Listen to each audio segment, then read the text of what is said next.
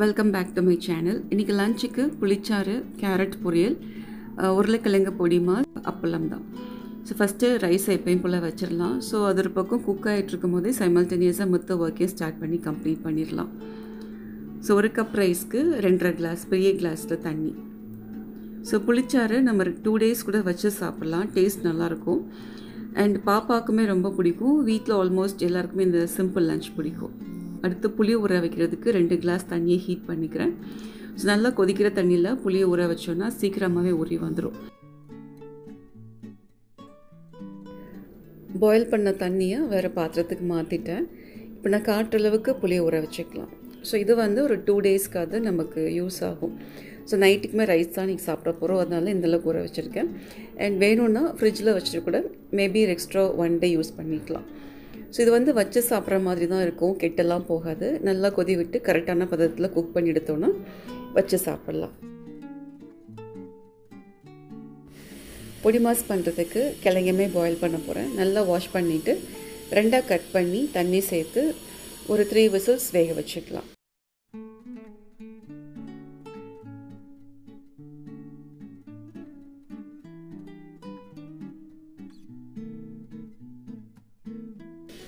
So இந்த மாதிரி soft கிழங்கு பொடி மாஸ்க்கு நல்லாயிருக்கும்.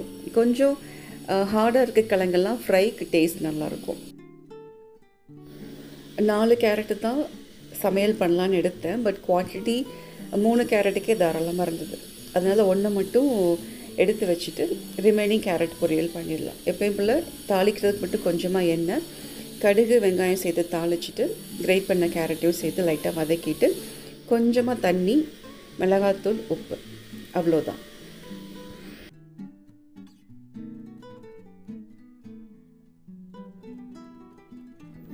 கேரட் வேகிறதுக்கு லைட்டாக தண்ணி தெளித்த மாதிரி அளவு இருந்தால் போதும். ஸோ 1/2 கிளாஸ்க்கு கொஞ்சம் கம்மியாக தான் தண்ணி ஆட் பண்ணிவிட்டு மிளகாத்தூளும் சேர்த்துக்கலாம், இல்லைன்னா வரமிளகாவும் சேர்த்துக்கலாம்.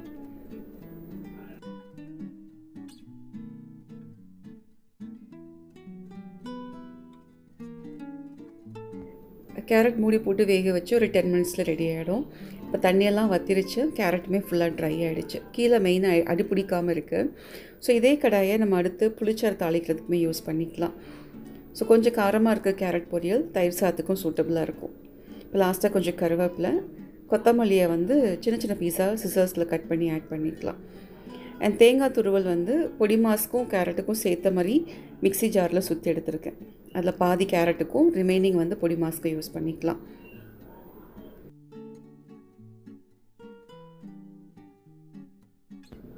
ஸோ நல்லா மிக்ஸ் கொடுத்துட்டு வேறு ஒரு சின்ன கிண்ணத்துக்கு ட்ரான்ஸ்ஃபர் பண்ணிடலாம்.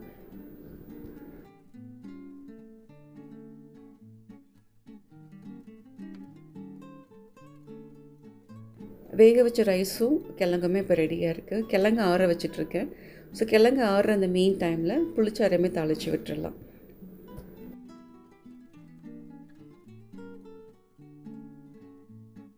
புளிச்சாருக்கு ஃபஸ்ட்டு புளியை நல்லா கரைச்சி வச்சுக்கலாம். தாளிச்ச உடனே கையோடு சேர்த்துக்கிற மாதிரி.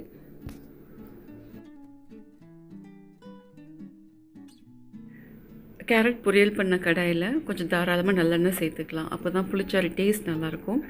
ஃபஸ்ட்டு எண்ணெய் சேர்த்துட்டு அதுக்கப்புறமா தான் ஸ்டவ் ஆன் பண்ணுறேன். ஃபஸ்ட்டே வெறும் கடாயை ஆன் பண்ணோன்னா அந்த ஹீட்டில் ஆல்ரெடி சமைச்ச மிச்சம் மீதி ஏதாவது இருந்ததுன்னா அது கொஞ்சம் ஓவர் ஹீட்டாகி கருகிற மாதிரி ஒரு ஸ்மெல் வரும். இப்போ எண்ணெயில் கொஞ்சம் கடுகு, கொஞ்சம் வெந்தயம், கருவேப்பிலை, பெருங்காயம் அவசியம் சேர்த்துக்கணும். வீட்டில் என்கிட்ட இல்லை, அதனால் அன்றைக்கி ஸ்கிப் பண்ணிட்டேன். ஸோ ஒரு வெங்காயத்தில் கொஞ்சம் கேரட்டுக்கு, ரிமைனிங் பொடி மாஸ்க்கும் புளிச்சாருக்கும் யூஸ் பண்ணிக்கலாம். பெரிய வெங்காயத்தை விட சின்ன வெங்காயம் யூஸ் பண்ணும்போது புளிச்சாரோட டேஸ்ட் இன்னும் நல்லாயிருக்கும். அண்ட் வெங்காயத்தோட ஒரு 4 பச்சை மிளகாவை நல்லா ஃபைனாக சாப் பண்ணி அதையும் சேர்த்துருக்கேன். ஸோ புளிச்சாருக்கு காரம்னா அது இந்த பச்சை மிளகாவோடது மட்டும்தான். கொஞ்சம் வெள்ளைப்பூடு தூள் ஆட் பண்ணியிருக்கேன். இது ஆப்ஷனல். பெருசாக டாமினேட்டிங் ஃப்ளேவர்லாம் இல்லை. மேபி ரொம்ப சட்டிலாக நம்ம சாப்பிட்றப்ப அந்த டேஸ்ட் இருக்கும். ஸோ இப்போ கரைச்ச புளியும் ஃபில்ட்ரு பண்ணி ஆட் பண்ணிக்கலாம்.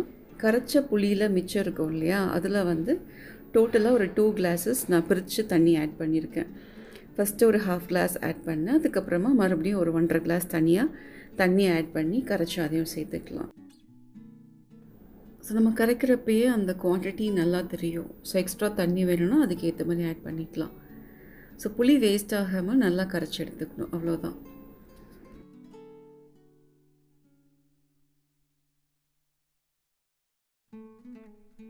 எப்பயும் போல் கொஞ்சம் மஞ்சத்தூள், உப்பு இப்போயும் சேர்த்துக்கலாம், இல்லை லாஸ்ட்டாக கொதி வந்து இறக்க போகிற டைம்லேயும் சேர்த்துக்கலாம். இன்ஃபேக்ட் நான் நீங்கள் சேர்த்த உப்போட அளவு ஒரு 1/2 ஸ்பூன் கம்மியாக இருக்குது.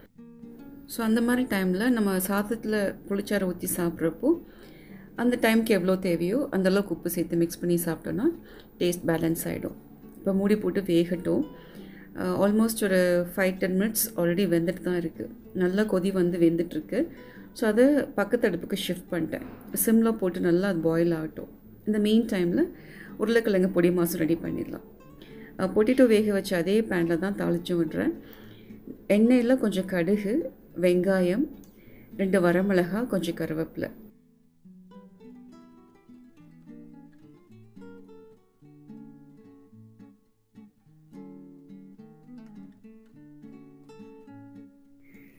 கிழங்கு சேர்த்த கையோட ஃபஸ்ட்டே இன்றைக்கி கோக்னட்ஸ் அதையுமே நான் சேர்த்துட்டேன். சம்டைம்ஸ் நம்ம லாஸ்ட்டாக கிழங்கு இறக்க போகிறதுக்கு முன்னாடி தேங்காய் துருவல் சேர்த்துட்டு ஒரு 2 மிக்ஸ் கொடுத்துட்டு இறக்குவாங்க. அதுவும் நல்லா தான் இருக்கும்.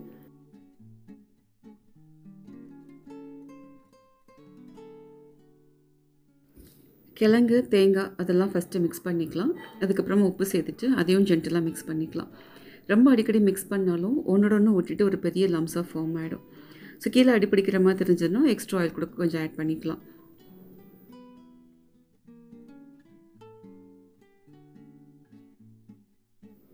கொஞ்சமாக எண்ணெய் சேர்த்துக்கிட்டேன், கீழே கொஞ்சம் பிடிக்கிற மாதிரி தெரிஞ்சது. ஸோ ஒரு ஃபியூ செகண்ட்ஸ் அடுப்புலேயே வச்சுட்டு அதுக்கப்புறமா இறக்கிடலாம்.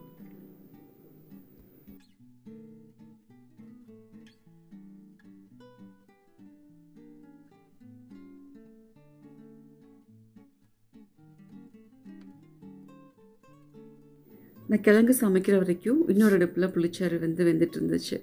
இப்போ இது லாஸ்ட்டு ஒரு 5 மினிட்ஸ் ஹை ஃப்ளேமில் வச்சுட்டு ஸ்டவ் ஆன் பண்ணிக்கலாம். நல்லா கொதிச்ச ஸ்மெல் வரும். சேர்த்து எண்ணெய் நல்லா பிரிஞ்சு மேலே மிதக்கும். அது கரெக்டான ஸ்டேஜாக இருக்கும். இப்போ ஸ்டவ் ஆஃப் பண்ணிவிட்டு வேறு பாத்திரத்துக்கு இதையே ஷிஃப்ட் பண்ணிக்கலாம்.